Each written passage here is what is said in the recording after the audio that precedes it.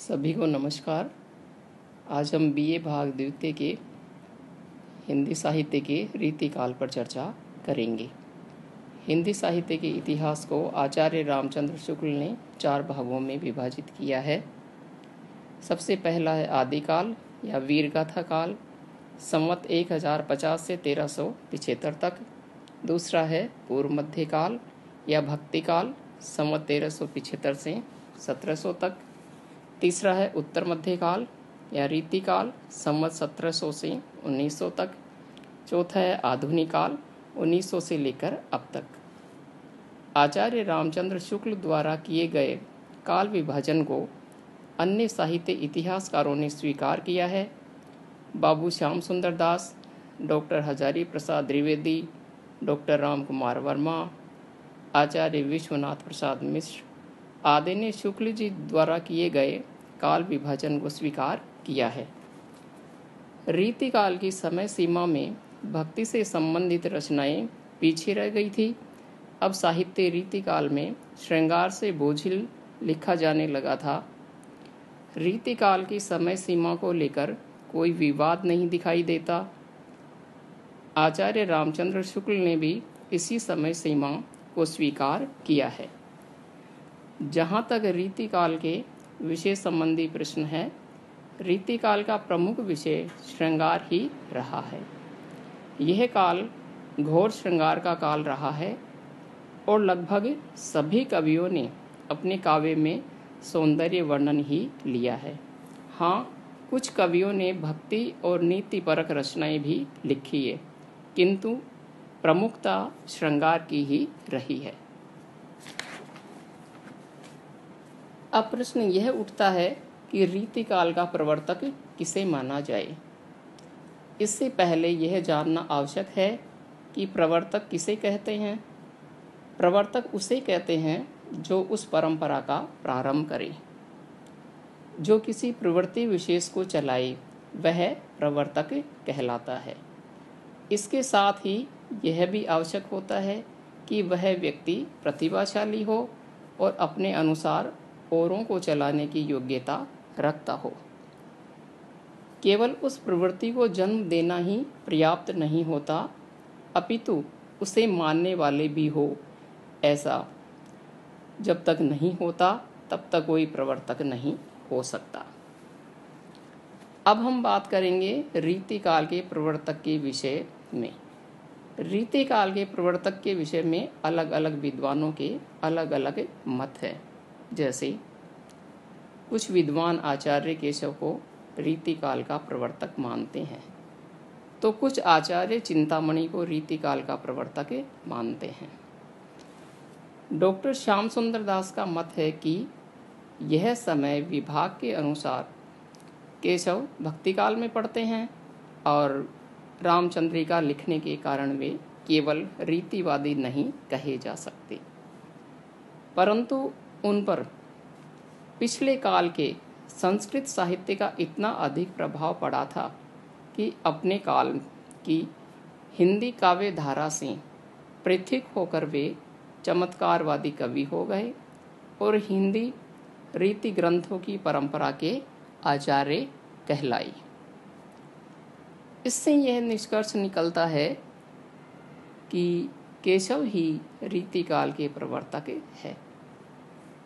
केशव ने ही सबसे पहले अपनी रचनाओं में काव्यशास्त्र का गंभीर व सांगोपांग विवेचन किया है।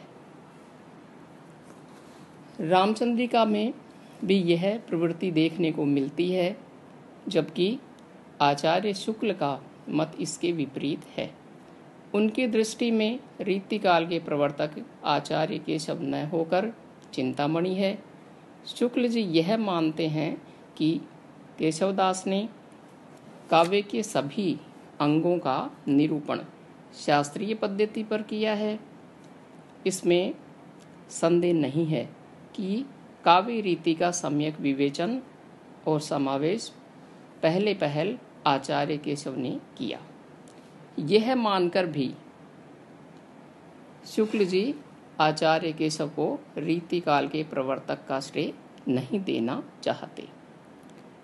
परंतु बहुत से विद्वान ऐसे हैं जो केशव को बहुमुखी प्रतिभा का धनी मानकर रीतिकालीन सभी प्रवृत्तियों का प्रवर्तक मानते हैं। अतः हम कह सकते हैं कि रीतिकालीन प्रवृत्तियों की प्रवर्तक और उन्हें प्रतिष्ठित करने वाले आचार्य केशव ही है। अब जब हम रीतिकाल पढ़ रहे हैं तो यह जानना आवश्यक है कि रीति का अर्थ क्या है। अब हम देखते हैं कि रीति का अर्थ क्या है। आचार्य वामन ने अपने प्रसिद्ध ग्रंथ काव्य अलंकार में रीति को काव्य की आत्मा कहा है। उन्होंने कहा है रीतिरात्मा काव्य से। इसका अर्थ है रीति काव्य की आत्मा है। वैसे रीति का अर्थ है शैली, परंपरा, प्रणाली या पद्धति। आचार्य कुंतक ने रीति को मार्ग कहा है, जिसका आधार कवि स्वभाव है। आचार्य विश्वनाथ ने इसे रस का उपकार करने वाली कहा है। हिंदी साहित्य में रीति शब्द का प्रयोग प्रायः शैली के रूप में किया गया है। डॉक्टर भागीरथ मिश्र के अनुसार रीति शास्त्र का तात्पर्य उस लक्षण देने वाले या